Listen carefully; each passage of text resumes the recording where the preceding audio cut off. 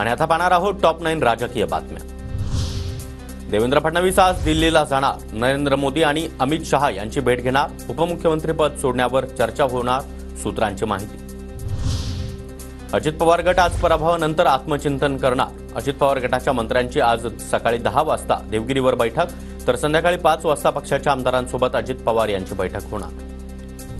मुख्यमंत्री एकनाथ शिंदे यांनी बोलावली नवनिर्वाचित खासदारांची बैठक। आज दुपारी 1 वाजता शिंदे खासदारांसह पराभूत झालेल्या उमेदवारांना मार्गदर्शन करणार।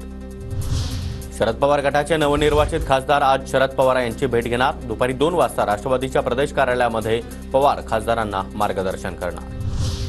शरद पवार गटाचे सर्व खासदार 9 जूनला मुंबईमध्ये एकत्र येणार। 10 जूनला पक्षाच्या वर्धापन दिनाच्या कार्यक्रमामध्ये सहभागी होणार।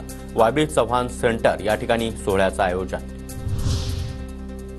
देवेंद्र फडणवीसांची मंत्रिमंडळातून राजीनामा देण्याची तयारी। मला उपमुख्यमंत्री पदापासून मोकळं करा ही नेतृत्वाला विनंती। लोकसभेमध्ये महाराष्ट्राला मोठा फटका बसल्यानंतर फडणवीसांचा निर्णय। एका निवडणुकीनं सगळं काही संपत नसतं, सगळ्यांनी एकत्र काम केल्यामुळे यश अपयशाची सामूहिक जबाबदारी। फडणवीसांच्या राजीनाम्याच्या तयारीवर मुख्यमंत्री शिंदेंची प्रतिक्रिया।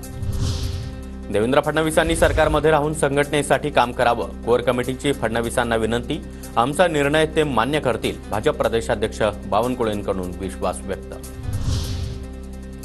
जनतेनं फडणवीसांना मोकळं केलं आहे अशी नौटंकी करण्याची भाजप नेत्यांना सवय असल्याची संजय राऊतांची टीका। भाजप नेतृत्वानं योगी आदित्यनाथ यांचा देखील राजीनामा घ्यावा, राऊतांची मागणी।